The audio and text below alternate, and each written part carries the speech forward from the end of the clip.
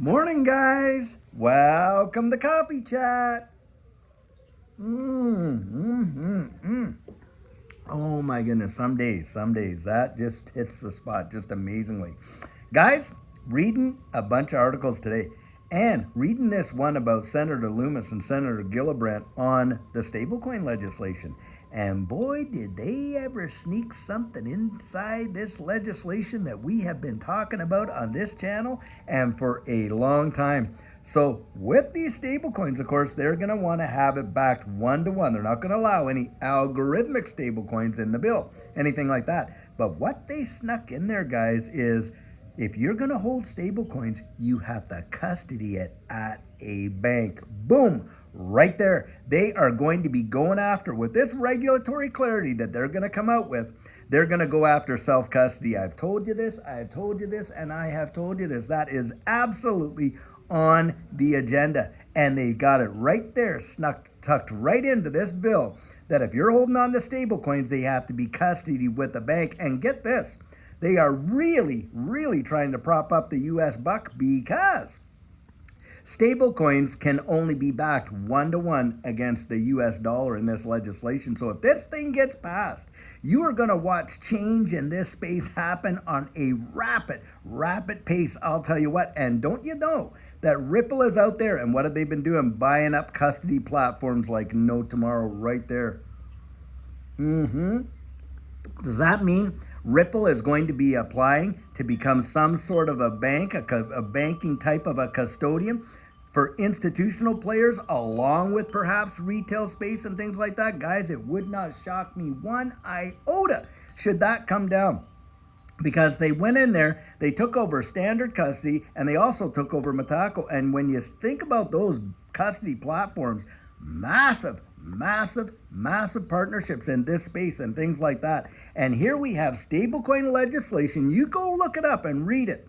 And you'll find this article. I found it up on CoinDesk there, and it's Senator Loomis and Senator Gillibrand, and they're putting out this stablecoin bill, and right tucked inside of it, into the minor minutia, the small little, you want to look at the custody provisions that they've got in there for stablecoins. Now, don't think that they are not, with future regulatory clarity and legislation around this digital asset space, that they will not come after the custody of these assets. I absolutely believe it 100%. And why do I believe that? Because, guys, the name of the game is control. Now, having said that, right now, they do not have that ability, do they? I mean, we can store our, on our hardware wallets, we can have all of our crypto on there. We hold the keys, we hold the crypto, and things like that. Do you think they're going to leave it just like that in the powers of the hands of those who, not on your life? Why? Guys, there's a multiplicity of reasons why, from, basically a traditional finance point of view.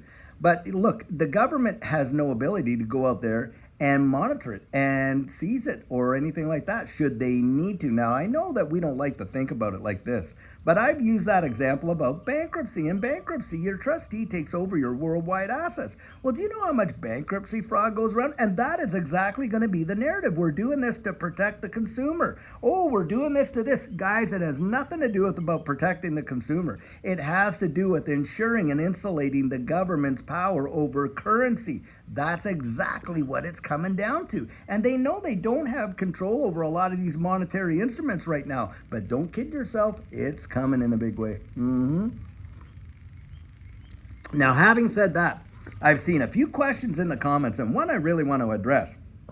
There's this comment out there that, well, perhaps before the price of XRP really spikes, that all these governments around the world will seize our XRP. Well, guys, not in your life. Do not believe that's going to happen. They're not going to do any kind of a buyback at a low price and then all of a sudden fire it off into the thousands of dollars. Don't buy that narrative one iota. That is sheer fear, uncertainty, and doubt on steroids. On steroids, guys. Why? Because these assets are publicly traded around the wide world, and they know it.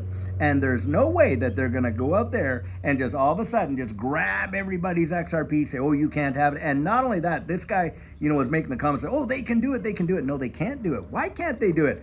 Right back to the custody solution. They can't take it off of the blockchain due to its immutability, and they cannot get at it without knowing your keys, are you going to cough those up so they can seize your XRP? I highly doubt a lot of retail people are going to do that, and even the institutions would balk to the high heavens. So guys, I don't believe that narrative whatsoever. That is not going to happen. Do I believe that they are going to have some really different kinds of rules, regulations, and restrictions, when it comes to this digital asset space and regulatory clarity as that comes down the pike? Absolutely.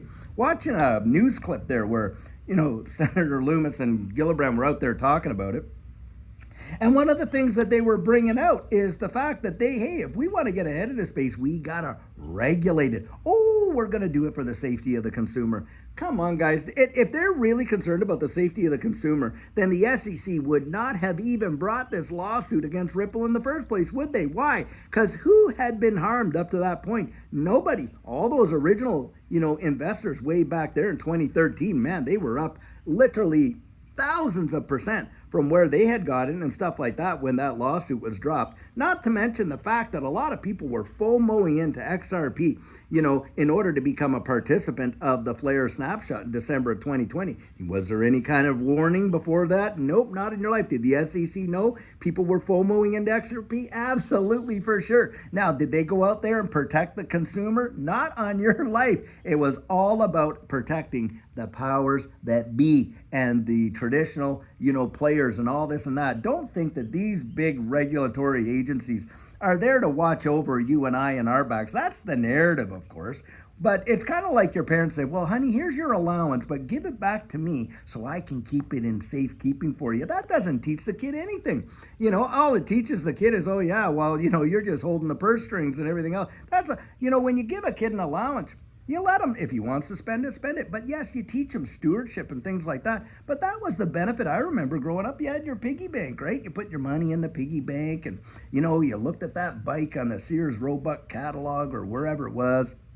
And you saved up and you saved up. I remember we would even save that Canadian Tire money, those that remember what that was. And, stuff like that until you had enough. And boy, you went out there and you really enjoyed, the benefits of saving and stuff like that. And of course, our moms, they put a little coins in our hands. So, when you went to Sunday school, you had something to drop in the plate and stuff like that. And teaching kids stewardship and stuff like that. Do you need the government to go and parent you about how to custody your assets and things like that? But that's exactly what's coming. I'll tell you what.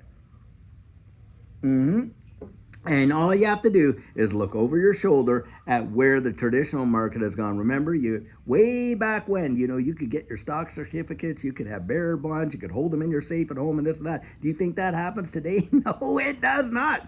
Those things are custodied and in electronic form and stuff like that. And they say, oh, it's for the benefit of the, the speed at which things can move, the getting things to move and stuff like that. And we're doing it for your safety, because what would happen if you had a house fire or someone broke in and stole it or you lost? Well, we need to protect you from that. Guys, come on. This is not about that. This is about control and having that kind of ability, to monitor everything and stuff like that. And this is where I say, and I brought this out before, this space is changing. Now, yes, will we see massive appreciation because of that regulatory clarity? Absolutely. The trade-off is going to be, you're going to see some amazing, amazing increases. I do believe that. Because, of course, when you get the regulatory clarity, the big players that will be able to move in this space in ways that they can't now due to the fiduciary responsibility and the regulations they have to follow. That's why the ETFs are going wild, is because it gives these institutional players, an ability to get in there and take a bite out of it while maintaining their fiduciary responsibility. But when we get genuine regulatory clarity, yeah, the risk is going to come down, but so is the reward. Now, those guys like us, us that went out and bought it there when it was in the under sub $1, sub 50 cents, on and on and on. Hey, we're going to see the massive appreciation. And when you get up there and people are buying in the double digits, triple digits, and maybe in the quadruples and stuff like that, what's going to be in their mind? Think about that. For every person selling, I like to bring this out. Everyone's selling at $100. Let's say XRP went to that. Every person selling at 100, there's got to be someone else out there buying at 100, right? And how much, buying, pressures are going to be, right, in terms of that. So how much liquidity will there be at those numbers? But if there is massive liquidity, what's in the mind of the person buying it at $100? Well, I'll tell you what, they're hoping it goes to 200, 300, that's for sure, right? And so that's what you have to think about. And if that's going to happen, it's going to be, the people that got in, the pioneers like us, not the trailblazers. We're not the Lewis and Clark. Some of us maybe are. Most of us aren't. David Schwartz, maybe he's a Lewis and Clark or whatever, trailblazer, one of the founders of the XRP ledger, those type guys or whatever. And of course, all the Satoshis Nakamoto's that got Bitcoin going, yep, they're trailblazers. The rest of us guys are early adopters. We're pioneers. And after the pioneers came, like I say, the settlers came, the merchants came, the industry came, the railroad came, and everything was on like Donkey Kong. And of course, the people that really made out like gangbusters were the trailblazers and the pioneers. And that's where I see us at. And so when we get regulatory clarity, there's going to be a lot of conditions that go with that. But the trade-off is going to be, we're going to see some major numbers. I believe that for sure. And of course, that's what they're moving us into, aren't they?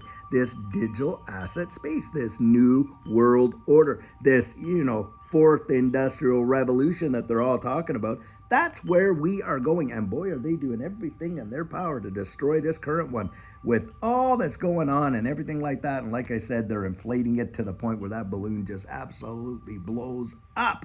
And when it does, the same people that lit the fire are going to be the ones that show up with the hose saying, oh, we got a solution. Watch and see. But one of the things in that solution is going to be institutional grade custody and not allowing us to custody certain percent. Oh, they'll allow some. Like it's your, they'll say, okay, you have to have that. Now you might be able to have some on your wallets for, transactions. It's not, but they're not going to allow massive 100% custody. It's going to get attacked all around the wide world, by the way, not just here in the U.S., that's for sure. But you go out there and fact check me on this one. I'll tell you what, all you fact checkers out there, I encourage you to go fact check that. And you go read that legislation and see if what I'm saying is not true. That Senator Loomis, this bill that Senator Loomis and Senator Gillibrand are sponsoring for this stablecoin legislation, you go out and you see there, right there, if they don't have custody provisions in it where you are going to be required to custody those stablecoins at a bank. Watch and see. Guys, lots of changes happen in this space too, be sure. And I'll tell you what, so many exciting things happen around. I think we're in it is just what a time to be alive and in history, because I think we're going to see some transitions that are going to blow people's minds. I genuinely do believe that this is going to represent probably the greatest wealth transfer in the absolute history of mankind. I really do believe it. Well, guys, I'll tell you what, until later on, I sure hope you're having a fantastic day and have a great one and take care. And we have a great video coming up for you. So see you then and have a fabulous one.